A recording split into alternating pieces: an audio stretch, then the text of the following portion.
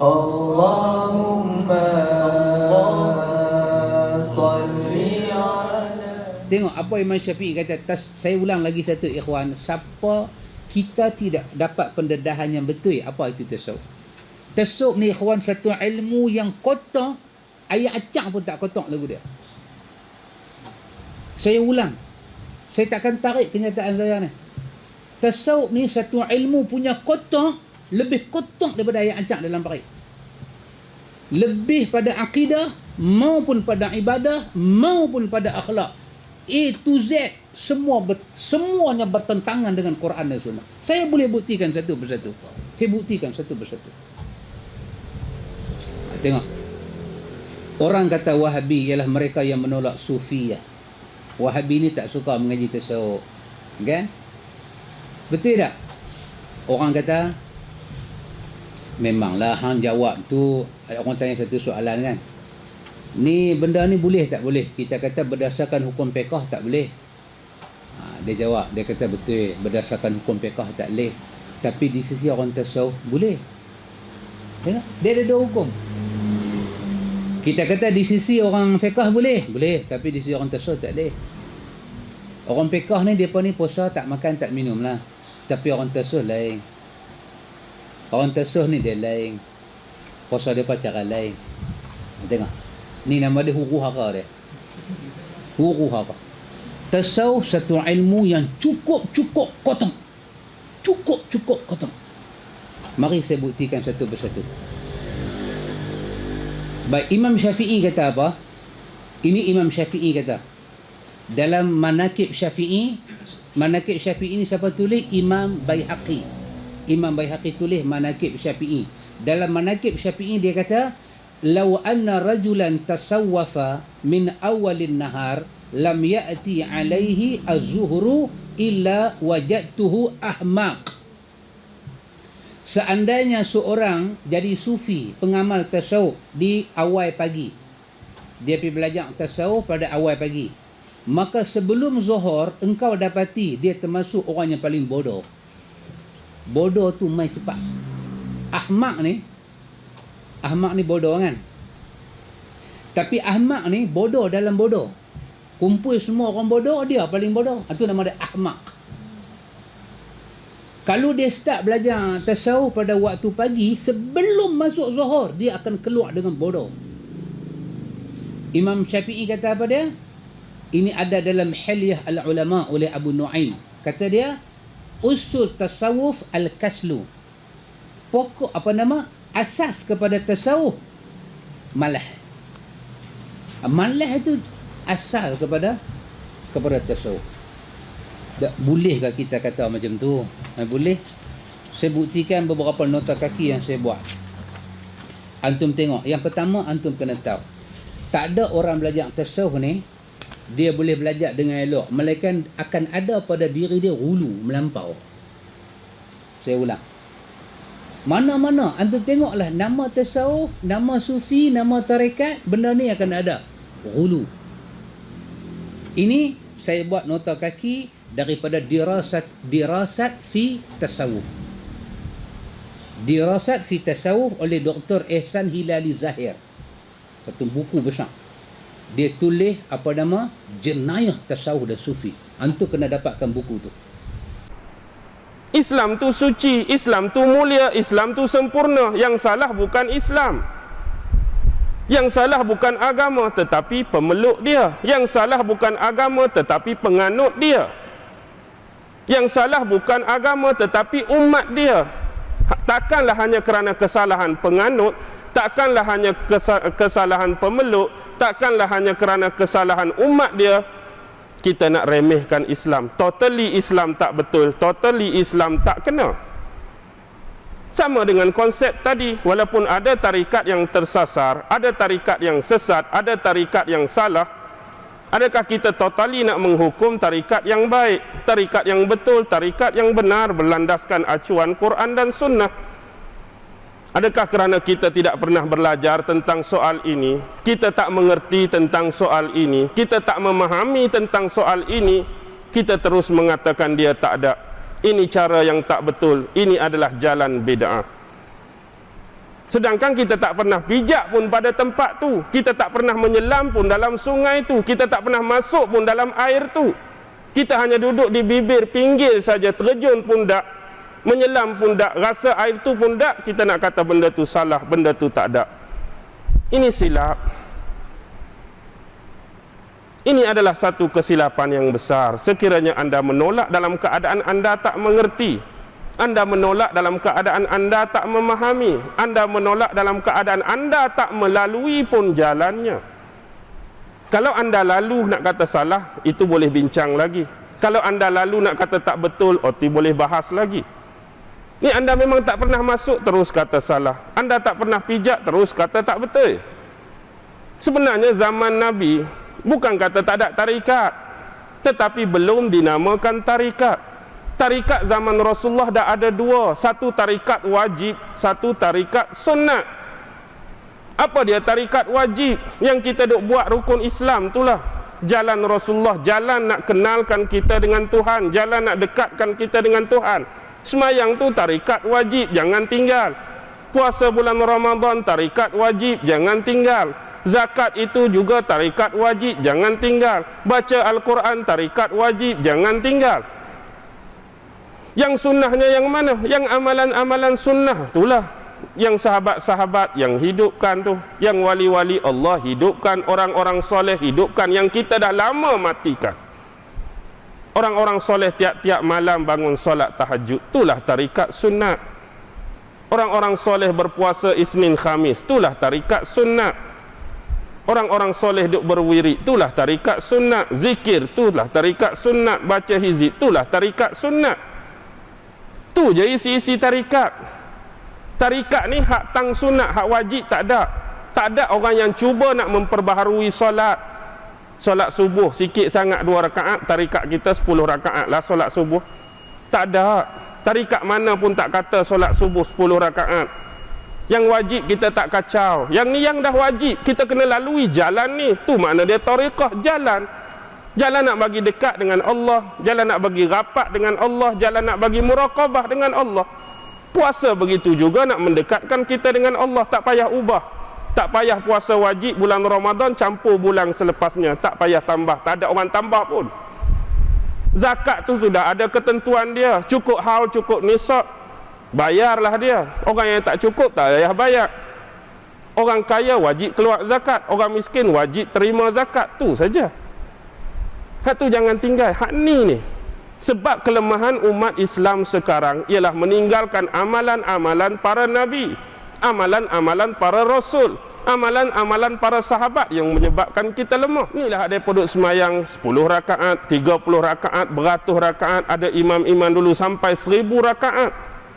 Salah ke semayang 1000 rakaat? Nabi tak pernah buat. Bid'ah ustaz, bid'ah pula.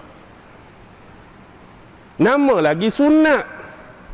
Dah sunat ikutlah berapa nak buat pun. Kalau hak wajib tambah tadi baru salah. Kita ni bincang bab wajib ke bab sunat?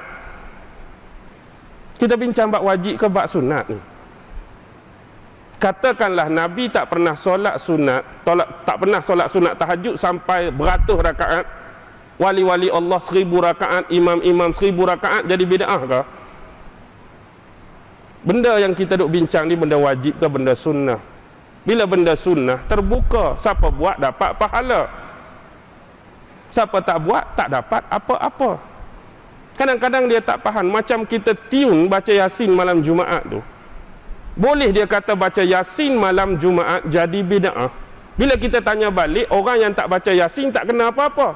Tak fair lagu ni. Saya baca Yasin malam Jumaat, ustaz bid'ah. Orang tak baca Yasin tak kena apa-apa. Peliknya tak? Baca Quran kena bid'ah, orang tak baca tak kena apa-apa.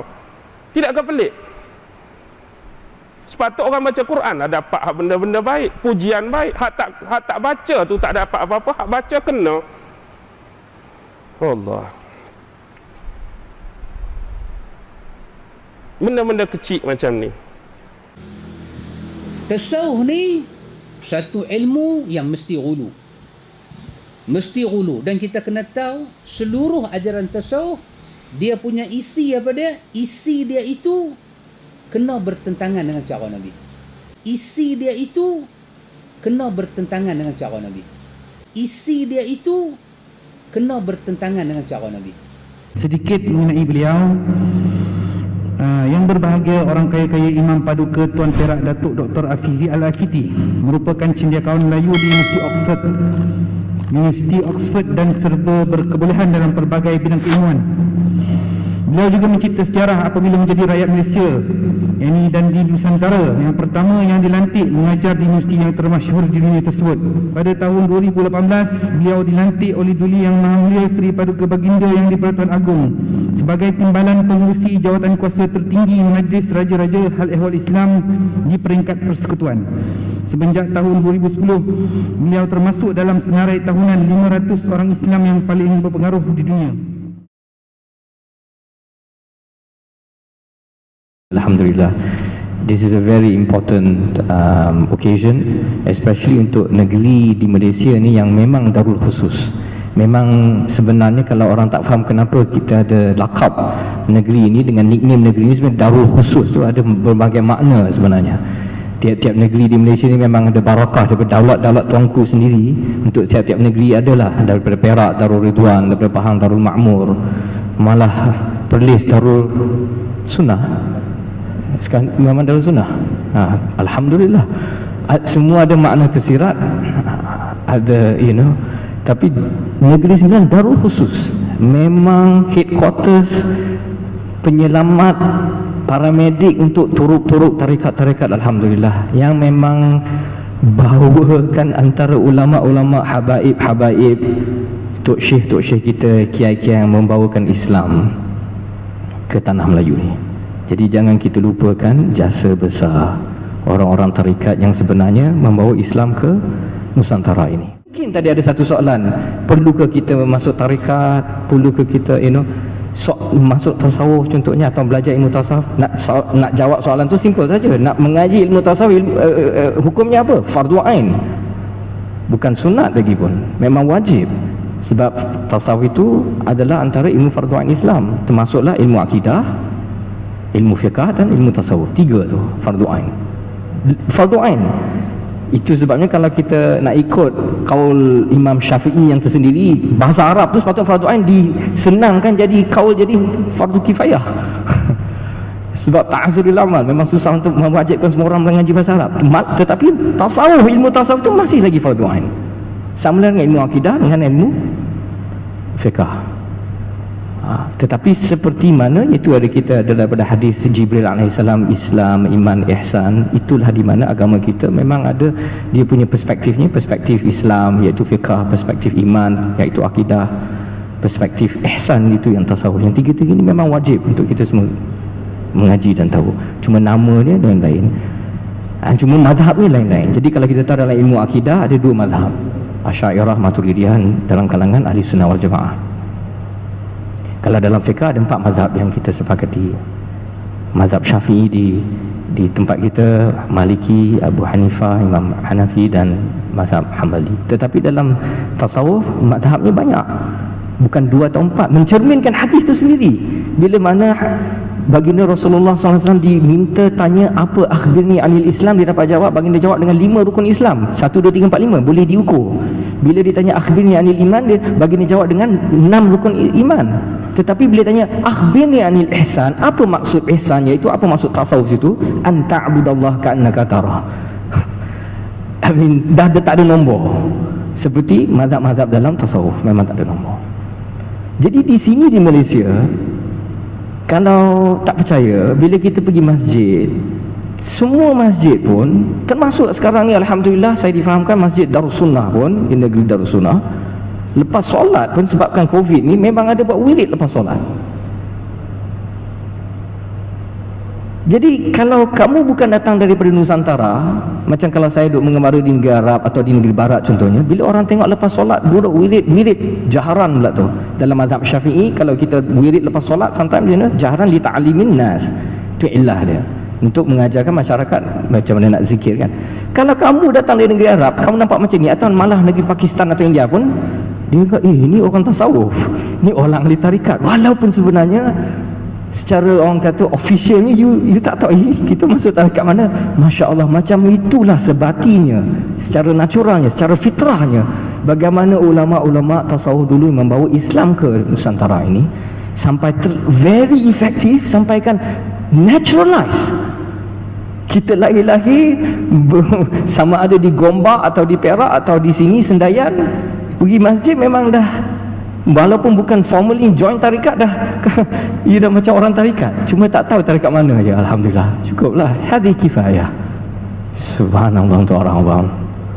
Jadi kita tak payah nak menyusah-nyusahkan. Alhamdulillah. Jadi saya faham bila nampak program ni, muhadarah, isu-isu semasa ahli sunnah wal jamaah. Alhamdulillah, it's high time, it's important, and here we have Datuk Nordin for example daripada pihak Jakim, and I think ini mencerminkan di mana kita nak balik-balik pada go back to basics. Inilah bagaimana agama Islam yang memang kita faham di tanah Melayu ni untuk 9 negeri, dan sekarang dah ada 14 negeri alhamdulillah Malaysia. Daripada dulu kala sampai sekarang macam ni, daripada zaman Sultan Melaka lagi. Di sinilah tempatnya Mufti Ahmad, Syekh Ahmad ni adalah Mufti Negeri Sembilan yang membaca doa untuk kemerdekaan kita. Oh, seorang tarikat, seorang tasawuf. Jadi antara mungkin manalah tahu kalau kita ada ustaz-ustaz muda yang tak faham antara perkara-perkara ni. Itu yang pentingnya, la yudraku kulluhu la yudraku kulluhu. Don't throw the baby along with the bathwater. Kalau kita tak faham sesuatu, tawakuf, seperti ada yang antara ulama kita kata tadi. Jadi di sini saya nak habiskan mungkin secebis-cebihan saya sendiri dengan reflect Imam Al-Ghazali itu sendiri. Kita ni, kalau kita ni daripada bukan benua Nusantara tapi rantau Nusantara ni, jadi little Ghazali, maknanya kita insya-Allah complete Islam, iman, ihsan. Maknanya ini antara kita yang mengikut wasiat guru pada Imam Syafi'i, Imam Malik radhiyallahu anhu, bila Imam Malik kata, man tafaqaha wa lam yatasawwaf faqad tafassaqa. Siapa yang mengaji ilmu zahir iaitu fiqh dan selainnya tapi tanpa mengaji ilmu batin, tasawuf, dia will be in danger untuk jadi fasik. Maknanya jatuh jadi macam, kalau orang Melayu boleh terjemah ni, jadi lawyer buruk. Mengajar fiqh hanya untuk tahu apa dia punya hiyal, apa nak lari daripada sini dari situ untuk ini tak apa, kita dah cukup syarat, cukup rukun, tapi sunat tak buat. Contohnya, wa man tasawwafa wa lam yatafaqqah faqad tazandaka. Tapi opposite dia ni, balance yang kita kena ada. Opposite dia, kalau siapa yang belajar mengaji ilmu batin saja, ilmu tasawuf, ilmu hakikat tapi tak syariat, tak ada ilmu fiqh, masalah takut nanti masuk dalam ajaran sesat. Seperti banyak ulama tadi kita dah dengar cerita di mana dia orang tak cukup mengaji bahasa Arab pun tak cukup, dah nak jadi syekh tarikat. Itu yang jadi macam ni. Jadi the balance daripada Nusantara that we've always shown the world is wa man jama'a bainahuma faqad tahaqqaqa. Barang siapa yang combine both zahir dan batin, bukan saja macam Imam Al-Ghazali tadi daripada kitab Al-Mustazhiri, dia karang kitab Fadail Batiniyah sebagai hadiah pada khalifah pada masa tu, Abbasiyah, Khalifah Al-Mustazhiri. Nama kitab lain-lain lah, Fawaidul Matn.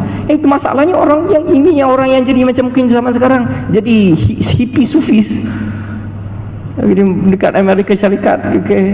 You tak payah masuk Islam pun, you just tak apalah, you nak join zikir, jadi macam hippie sufi macam tu lah, tak ikut lagi dah agama. Tapi at least that is one step nak dekat dengan agama, kita doakan lah. Antara orang di Amerika Syarikat contohnya, nanti kita dengar kitab Rumi contoh yang terkenal kan. Kitab Rumi ni sezaman Imam Rumi, Maulana Rumi sezaman dengan zaman Syekhul Akbar Muhyiddin Ibn Arabi. Around that time, during the time of untuk orang kata the pioneers of Daulah Osmaniyah, the pioneers of Daulah Osman. Jadi bila kita dengar, bila perkara macam yang kafir mentakfirkan ini antara perkara yang kita kena larikan, kejauhkan diri daripada perkara itu. Salli ala